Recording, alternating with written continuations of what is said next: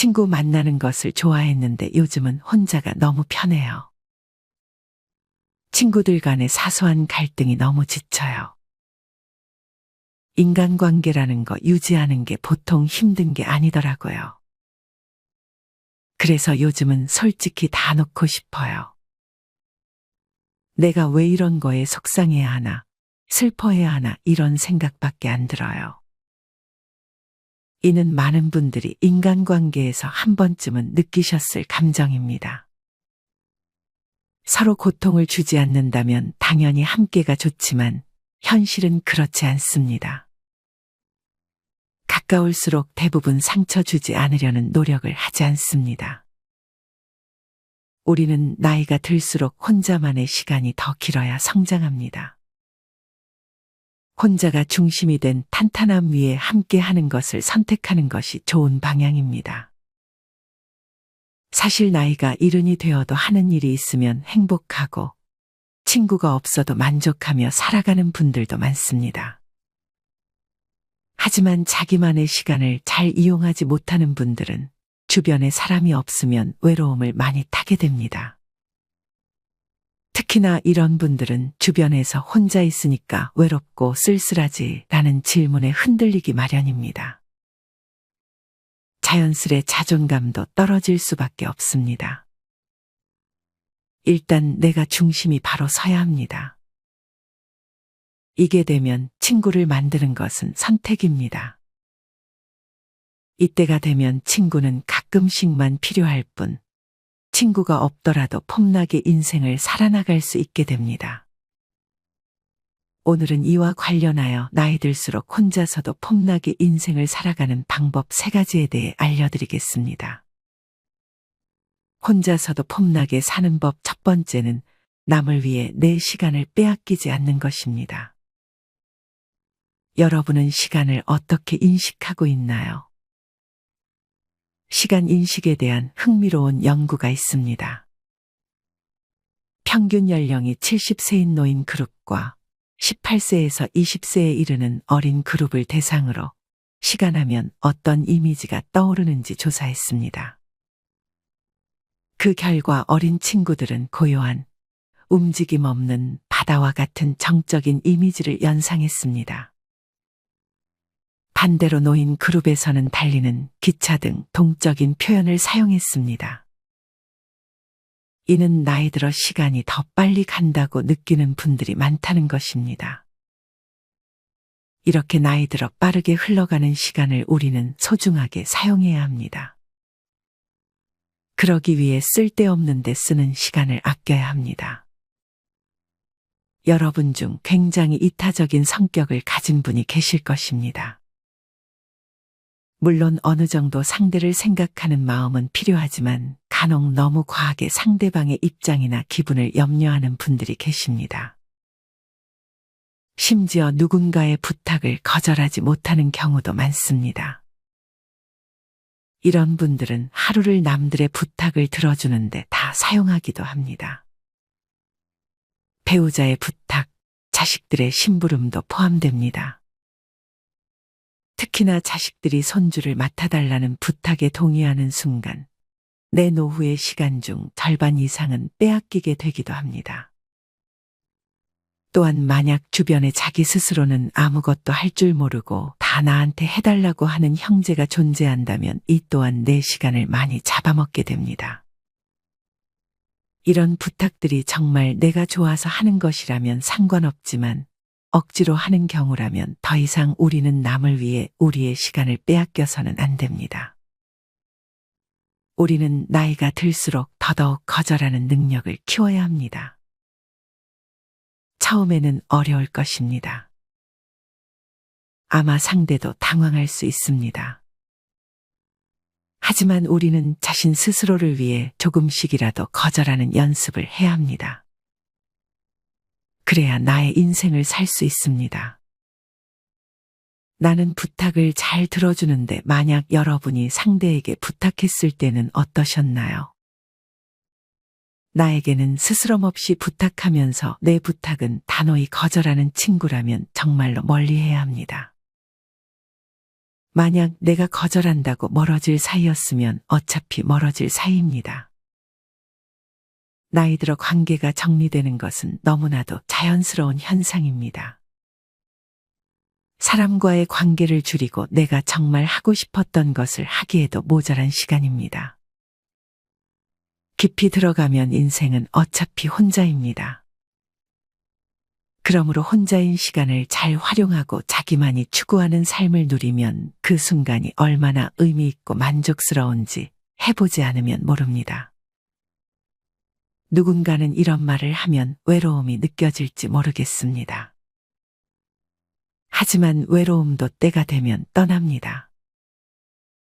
어떤 분은 친구, 교회 동아리 모두 만나봐야 동상이몽, 경조사로 얽힌 관계 다 부질없는 시간 낭비라며 복지관에서 취미 활동하고 만난 음식 해먹고 걷기 운동하면 하루가 어찌나 빨리 지나가는지 모르겠다고 말씀하셨습니다. 운동으로 자신을 가꾸는데 시간을 투자하니 몸매도 날씬해져 멋쟁이 중년으로 찬사도 받고 자존감이 많이 올라갔다며 말이죠. 다음은 어느 60대 노인의 글입니다. 40년 가까이 사랑보다 우정이 강하다 자부하며 소중한 우정 지켜내려고 무지 노력했는데 어느 순간부터 제 뒷담화를 하더라고요. 감정이 매우 복잡하고 왼팔이 떨어져 나가는 아픔을 겪고 있었죠. 그래도 아플 때나 힘들 때 나를 위해 애쓰고 도와준 친구인데 대인배처럼 천국 갈 때 함께 가야지 하고 눈 딱 감아야 맞는 건지 어느 사이엔가 많이도 변절한 친구 손을 놓아야 할지 갈등하고 있다가 결론은 혼자 가기로 용기를 얻었습니다. 이제 다시는 경계를 허무는 어리석은 우정은 서로를 위해서 만들지 않기로 하고 혼자 행복하게 사는 법을 배워보려 합니다. 이렇듯 우정은 지낸 기간이 무색할 만큼 단 한 번의 계기로도 깨질 수 있는 것입니다. 여기에 많은 시간을 투자하는 것이 좋을까요? 아니면 이 시간에 내가 좋아하는 것들을 하면서 지내는 것이 행복할까요? 간혹 술 마시러 나가는 빈도를 우정이라고 생각하는 사람들도 있습니다. 불렀을 때 안 나오면 변했다고 욕하기도 하죠. 그러면 그 우정을 지키러 술 마실 때마다 나가며 내 시간을 뺏기게 되는 것입니다. 술을 마시거나 모임에 참석해봤자 옛날 얘기하고 또 하고 반복하니 지겨우신 분들도 많을 것입니다. 나이가 들면 수다 떠는 것도 귀찮아질 때가 있습니다. 체력이 줄어든 것도 있지만 이는 자연히 혼자 있는 것에 익숙해진 상태가 된 것입니다. 정리하면 나의 시간을 의미 없이 빼앗아가는 부탁들은 모두 거절해야 합니다. 그리고 그런 친구가 있다면 자연스럽게 멀리하는 것이 좋습니다. 인생은 그리 길지 않습니다. 내가 하고 싶은 것 하면서 살기에도 부족한 시간입니다. 내가 하고 싶은 것을 하고 살려면 일단 시간을 확보해야 합니다. 특히나 손주를 맡아달라는 부탁은 반드시 거절하는 것이 좋습니다. 그것을 받아들이는 순간 나의 시간은 거의 없어진다고 생각해야 합니다. 혼자서도 폼나게 사는 법 두 번째는 자신의 취향껏 사는 것입니다. 앞서 나의 시간을 확보했다면 이제는 나의 취향으로 내 인생을 설계할 시간입니다. 여기서 말하는 취향은 정말 솔직한 자기의 취향입니다. 내 인생이 의미 있는지는 남이 판단하는 것이 아닙니다. 내가 좋아하는 것들로 가득 채우면 의미가 있는 것입니다. 누군가는 자신의 취향을 확실히 알 것이고 누군가는 자신이 뭘 좋아하는지 확실히 알지 못할 것입니다. 만약 아직 잘 모르겠다면 무엇이든 배우고 익혀보는 것이 좋습니다. 여러분은 어떠신가요? 확실히 좋아하는 것을 알고 있나요? 그것들을 잘 실천하고 계신가요? 운동하는 재미, 건강한 음식 만드는 재미, 혼자 걷거나 여행하는 재미, 내 젊은 시절의 음악을 듣는 재미, 유튜브 보거나 TV 보는 재미, 좋은 강연 듣는 재미 등 내가 재미를 느낄 수 있는 것들은 정말 다양합니다. 이 밖에 혼자서 행복하게 하루의 루틴을 만들 수도 있습니다. 아침에 영양식 만들어 소식하기, 하루에 7,000보 빠른 걸음으로 걷기, 뉴스나 좋은 정보 공유하기, 그림, 요가, 요리 등 좋아하는 취미를 하다 보면 친구 안 만나도 외로움을 느끼지 않을 수 있습니다. 누군가는 조용히 집에서 하는 취미를 즐길 수도 있고, 누군가는 춤을 배우고 여행을 하며 외향적인 활동에서 재미를 느낄 수도 있습니다. 다음은 어느 70대 노인의 글입니다. 이 나이 70 후반전이라 그래도 잘 견디어 갑니다. 밥도 혼자 해결. 취미로는 한가한 시간에는 아코디온을 키면서 고독을 달래고, 오전에는 수영과 짐에서 간단한 운동을 하고, 오후에는 용돈을 벌기 위해 5시간 정도 일을 해요. 일도 좋아해야 해요. 즐거운 마음으로 하면 더 좋고요. 아무래도 이 나이 되면 건강이 매우 중요한 것 같아요. 운동은 집에서든 밖에서든 꾸준히 하세요. 이처럼 어느 정도 경제적으로 여유가 있어야, 그리고 건강 관리를 잘해야 나의 취향대로 살 수 있습니다. 이 두 가지를 어느 정도 챙기며 일상에서 나의 취향을 넣어보세요. 경제적으로 풍족하지 않다면 비싸지 않은, 혹은 나눔을 통해 받은 물건들로 내 집을 꾸며본다던가, 아침 일찍 일어나 햇빛을 맞으며 하루를 시작하는 등의 내 취향에 맞는 습관을 만들 수도 있습니다. 정리하면 나이 들수록 누구의 눈치도 보지 말고 나의 취향대로 살아보세요. 인생은 짧고 시간은 빠르게 흘러갑니다. 죽기 직전 가장 무서운 것이 후회라고 합니다. 지금도 늦지 않았습니다. 여러분이 하고 싶은 것이 있다면 바로 시작하면서 나의 취향으로 가득한 삶을 살아보세요. 혼자서도 폼나게 사는 법 세 번째는 자식과 적당한 거리를 유지하는 것입니다. 앞서 얘기했듯 손주를 봐달라는 부탁은 단호히 거절하고 금전적인 부탁도 거절할 줄 알아야 합니다. 만약 자식이 여러 명이라면 한 명한테만 지원해주게 된다면 나머지 자식들에게도 지원을 해주려고 하게 될 것입니다. 그러니 애초에 자식들이 다 컸으면 지원을 해주지 말아야 합니다. 자식의 부탁도 거절하고 나도 자식들에게 기대하지 않는 것이 좋습니다. 나중에 자식들이 나를 모셔줄 것이라는 기대도 마찬가지로 하지 않는 것이 좋습니다. 내 곁을 떠난 자식이면 관심을 끊는 것이 좋습니다. 설거지를 쌓아놓든 청소를 안 했든, 아들이 밥을 먹든 라면을 먹든 상관하지 않는 태도가 좋습니다. 이렇게 나이 들수록 자식들과 멀어지려는 연습을 해야 합니다. 그렇지 못하면 나이가 들수록 서글퍼집니다.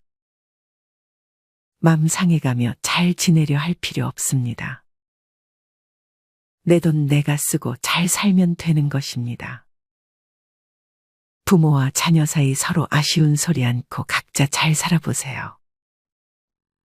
서로의 생일 기억해서 외식 한 번씩 하며 대화 나누는 정도면 충분합니다.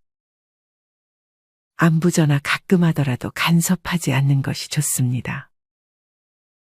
슬픈 얘기지만 물적이던 심적이던 자식에게 도움이 되지 못하면 이미 부모와 자식은 멀어집니다. 그 어떤 상황에서도 자식에게는 기대를 하지 않으려는 태도가 마음 편합니다. 이제는 시어머니 며느리 사이도 많이 변했습니다. 다음은 어느 시어머니가 남겨주신 글입니다. 저는 며느리 집 안 갑니다. 칠순잔치도 안 했어요. 내가 안 한다고 했습니다. 뭐가 서운할까요? 내 아들이 아닙니다. 내 며느리의 남편입니다. 며느리 힘들게 할 생각 없습니다. 돈 벌어야지, 살림해야지, 애들 키워야지. 전 조금 서운한 것 있어도 쓰레기통에다 버리고 삽니다. 내 딸도 힘들 거 생각하면 며느리도 이해됩니다. 딸 며느리 경제적인 부담도 안 줍니다. 매달 살림에 필요한 거 사주고 너희들 고생한다고 얘기합니다. 나는 내 취미 생활하고 자식은 쳐다보지도 않습니다. 살 날도 얼마 안 남았는데 쓸데없이 왜 서운해할까요?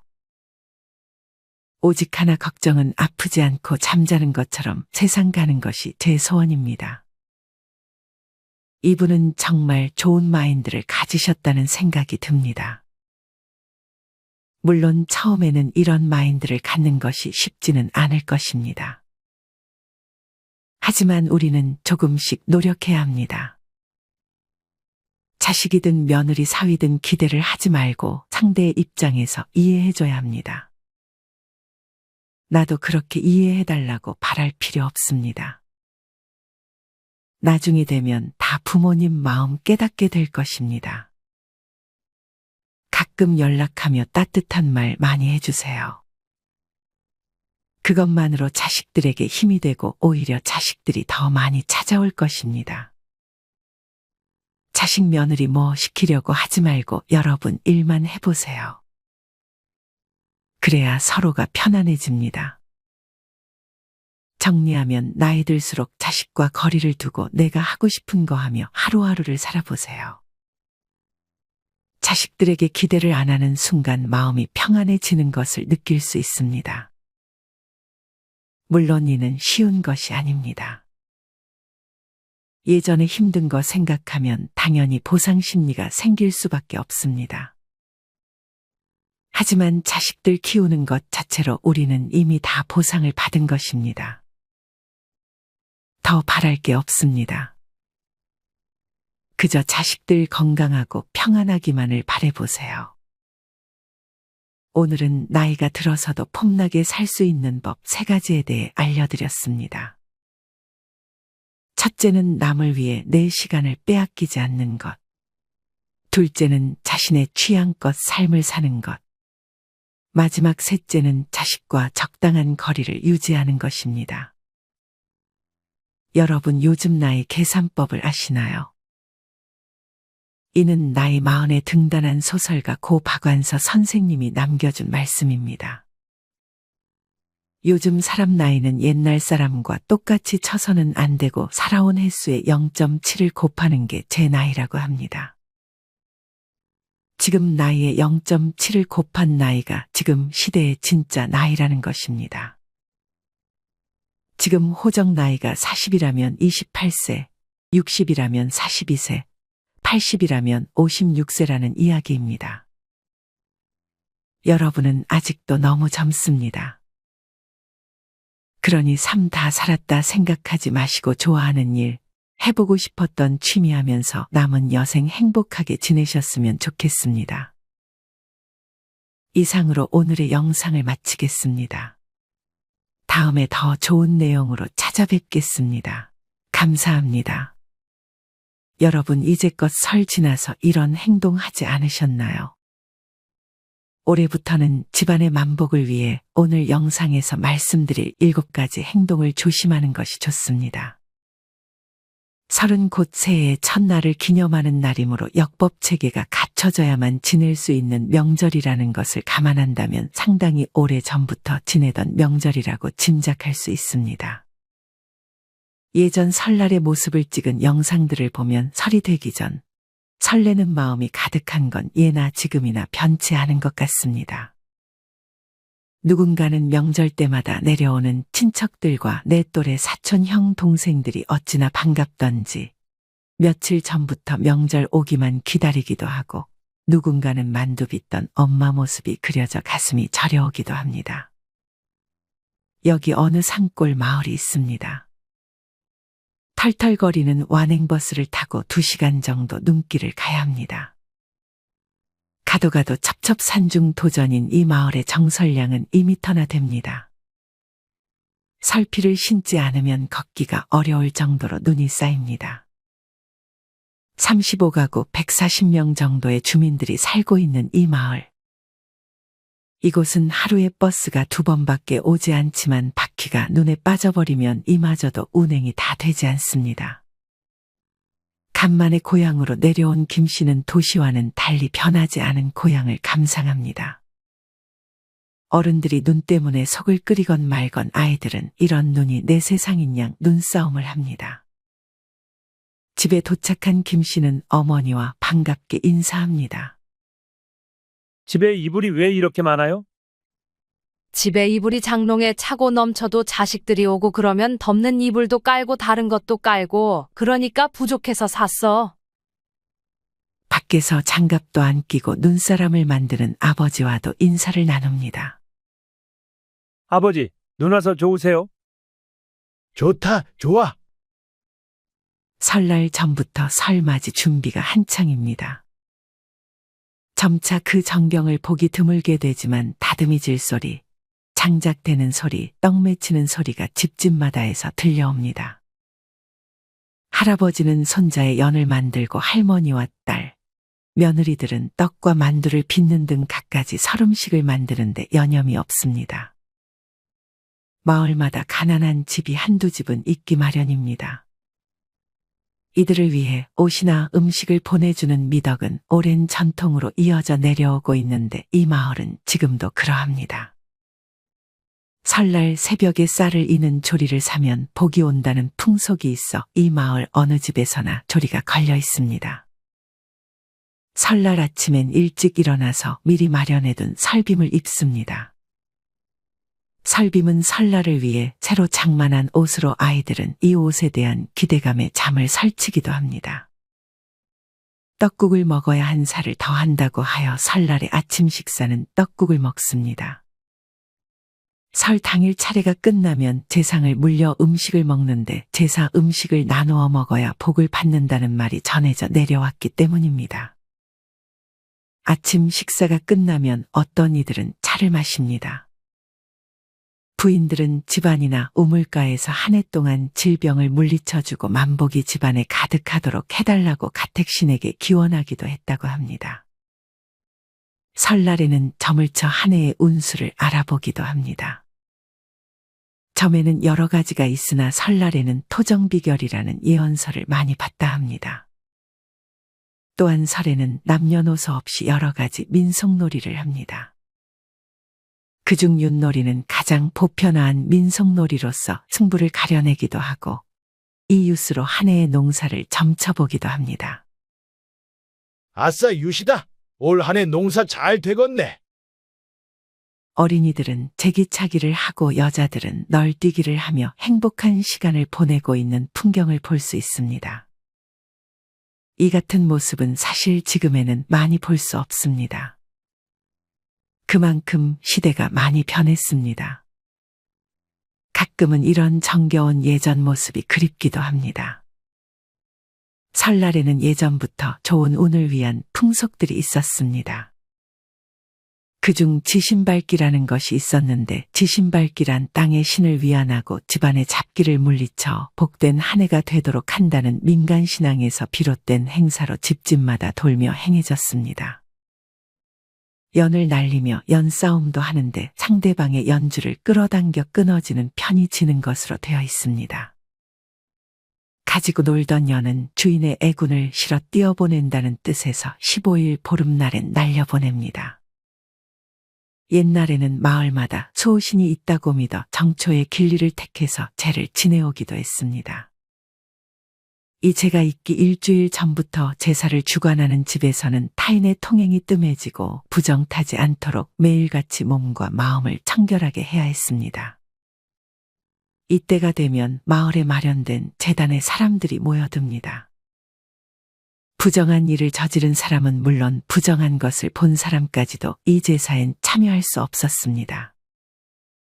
제사가 진행되는 동안에는 모두가 한결같이 신에게 각오를 빕니다.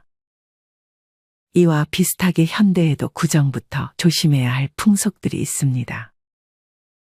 지금부터 말씀드릴 내용은 명리학자 이정재 교수님의 말씀을 참고하였습니다.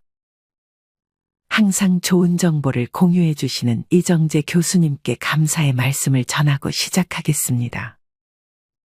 구정 이후 열흘간 조심해야 할 첫 번째는 돈 관리를 잘하는 것입니다. 올해는 재물운을 상징하는 한 해라고 합니다. 누군가에게 아주 큰 재물운이 따를 해가 바로 올해입니다.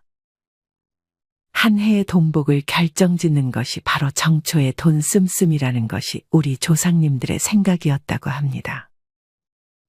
우리 조상님들은 정초에는 술을 마시는 것도 조심했다고 합니다. 정말 나에게 반드시 필요한 것이 아니라면 정초에 지출을 하지 않는 것이 좋다 합니다. 꼭 사야 할 물건이 있다 하더라도 정초가 지나서 사는 것이 좋다고 합니다. 아마 많은 분들이 새해가 되면 사고 싶은 것들이 많아질 것입니다. 새해가 되면 다짐도 목표도 많이 생기기 때문에 지출이 많이 나가게 됩니다. 예를 들어 골프라는 취미를 정초에 시작하기 위해 골프채, 골프화 등 골프 장비를 먼저 구매하게 되는 것입니다. 하지만 이렇게 지출하는 것들은 대개 집안에 방치된 물건으로 남을 수 있습니다. 무언가를 시작할 때 처음부터 비싼 물건을 구매하는 것은 반드시 지양해야 합니다. 취미를 즐기다 중간에 그만하게 될 수도 있기 때문에 일단 어딘가에 빌려서 혹은 저렴하게 구매해서 시작하는 것이 현명할 것입니다. 정초에 조심해야 할 두 번째는 절대 다투지 않는 것입니다. 정초에는 항상 좋은 기운만 가지고 있는 것이 좋습니다. 특히 올해는 대립과 갈등의 해라 화합이 정말 중요하다고 합니다. 특히나 절대로 가족 간의 대립과 갈등은 피하고 또 반목하지 말라고 이정재 교수님은 말씀하십니다. 이것이 올 한 해 여러분의 좋은 운을 다 앗아갈 가장 안 좋은 행동이라 합니다. 이때는 항상 입에서 행복의 언어만이 나올 수 있도록 노력해야 합니다. 이는 분명 우리의 올 한 해 운을 밝게 해주고 재물복까지 안겨다 줄 것입니다. 긍정적인 말의 중요성은 아무리 강조해도 지나침이 없는 것 같습니다. 하지만 부정적인 상황에서 무조건 긍정적으로 생각하게 되면 오히려 더 부정적이게 된다는 최근의 연구 결과가 있습니다. 마음이 부정적인 때는 지금 내가 부정적이구나라고 인식하고 의식을 다른 곳으로 돌리는 것이 좋다고 뇌과학자들은 전합니다. 또한 사고를 전환하는 것보다 행동을 전환하는 것이 좋다고 합니다. 예를 들어 TV를 볼 때 부정적인 마음이 들면 TV를 끄고 일어나서 가벼운 집안일이나 운동을 하는 것입니다. 이런 방식으로 정초에 좋은 운만 내 안에 깃들게 해보세요. 정초에 해야 할 세 번째는 창문 청소입니다. 구정 전에는 무엇보다 창문 청소는 꼭 하라고 이정재 교수님은 말씀하십니다. 창문은 올 한 해 가정에 운과 복이 들어오는 장소라 합니다. 물론 운과 복이 들어오는 장소는 매년 다르긴 합니다. 그중 올해는 창문이 여러분의 가정으로 운과 복이 들어오는 장소라 합니다. 이는 과거 우리의 조상님들이 창호지를 새 것으로 교체를 하셨던 이유이기도 합니다. 창은 외부와 내부를 연결해주는 역할을 하기 때문에 내외부의 먼지가 쉽게 쌓이거나 붙을 수 있습니다. 따라서 다른 곳을 청소해도 창문과 창틀을 청소하지 않는다면 쌓여있던 먼지가 다시 실내로 들어올 수 있습니다. 집에 있는 재료로 쉽게 세제를 만들 수 있는데 소주 30ml, 주방세제 30ml, 식초 한 큰술을 골고루 섞어 청소하는 곳에 뿌려주기만 하면 됩니다. 유리창이나 창틀에 방금 말씀드린 세제를 뿌린 뒤 마른 청소포나 걸레로 닦아주면 깔끔하게 먼지나 곰팡이 얼룩 등을 지울 수 있습니다. 정초에 조심해야 할 네 번째는 몸 관리를 잘하는 것입니다. 이정재 교수님은 정초에는 절대 아프지 말라고 했습니다. 정초에 아프면 1년 내내 아프게 될 수 있다 합니다. 물론 1년 내내 아프지 않는 것이 가장 좋지만 특히나 우리 조상님들은 정초에 병을 얻는 것은 절대 안 된다고 하셨습니다. 정초에는 기운이 살아나는 것이 아주 당연하고 또 기본이라는 인식이 있었습니다. 정초에는 과식을 피하고 옷도 따뜻하게 입고 감기를 조심해야 합니다. 항상 스스로의 몸 관리에 주의를 기울여야 합니다. 하지만 정초에 생긴 기운이 1년을 가게 된다라는 점에서 이 시기에는 특히나 조심하는 것이 좋습니다. 새해로 건강관리를 목표로 잡은 분들이 많을 것입니다. 이 목표만큼은 더욱 철저히 신경 써서 올 한 해 아프지 않고 건강한 한 해를 지내셨으면 좋겠습니다. 정초에 조심해야 할 5번째는 새해에는 새 음식을 먹는 것입니다.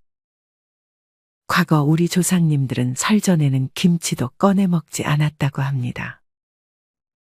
행여 다 먹지 못해 버리게 될까봐 그랬던 것입니다. 새해 전에 먹던 음식은 새해 다시 먹는 것이 아니라고 합니다. 이번 달 9일 날 반찬을 다 정리하고 새해에는 새 음식을 꺼내 드시라고 이정재 교수님은 말합니다. 물론 이는 새로 시작한다는 의미를 담은 것도 있지만 실제로 풍수에서는 먹는 것을 아주 중요하게 생각한다 합니다. 이것이 식복, 즉 재물복을 관리하는 방법이라 생각했기 때문입니다. 이제 설날이 며칠 남지 않았으니 새 음식은 조금 아껴두시고 반찬 관리를 잘 해보셨으면 좋겠습니다. 정초에 조심해야 할 6번째는 정초에는 꿈 이야기를 해선 안 된다고 합니다.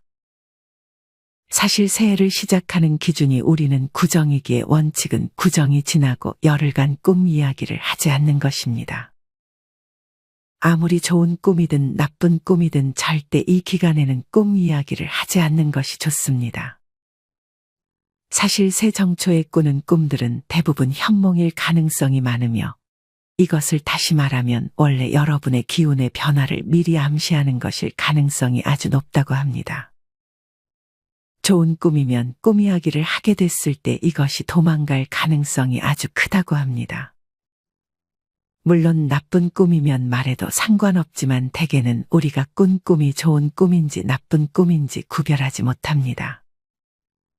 해서 구정부터 열흘간 꾼 꿈은 입 밖으로 내지 않는 것이 현명합니다. 정초에 조심해야 할 7번째는 절대 남을 기죽이는 소리를 하지 않는 것입니다. 아마 어릴 적 정초에 누군가를 야단치면 안 된다라는 말 들어보셨을 것입니다.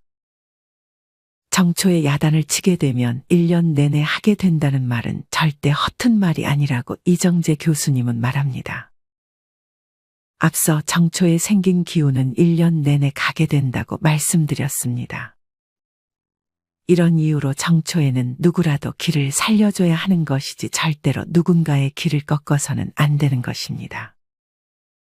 이렇게 누군가의 길을 정초부터 죽여놓으면 올 한 해 내내 야단 맞은 사람은 기죽어 살게 되고 그 사람의 성취운은 절대 살아나지 못하게 된다고 합니다. 그래서 조상님들이 정초에는 야단을 치면 안 된다고 말씀하셨던 것입니다. 그래서 정초에는 특히나 좋은 소리, 즐거운 소리만 하고 배우자 자녀 형제들이 항상 기가 살아날 수 있는 말만 해주는 것이 좋습니다. 사실 남을 기죽이는 말은 그 누구에게도 도움이 되지 않습니다. 심지어 그 말을 하는 자기 자신에게도 말이죠. 물론 그런 말을 하면 어느 정도 스트레스는 풀릴 수 있겠지만 사실 그렇게 화를 내고 누군가를 야단치는 것이 오히려 내 스트레스를 더 증가시킨다는 연구 결과도 있습니다. 그러니 특히나 정초에는 더더욱 내 입에 향기로운 말들만 가득하게 하시길 바랍니다. 오늘은 이렇게 정초에 조심해야 할 행동에 대해 알려드렸습니다. 우리 모든 구독자분들이 올 한 해 만복이 깃들기를 기원하겠습니다.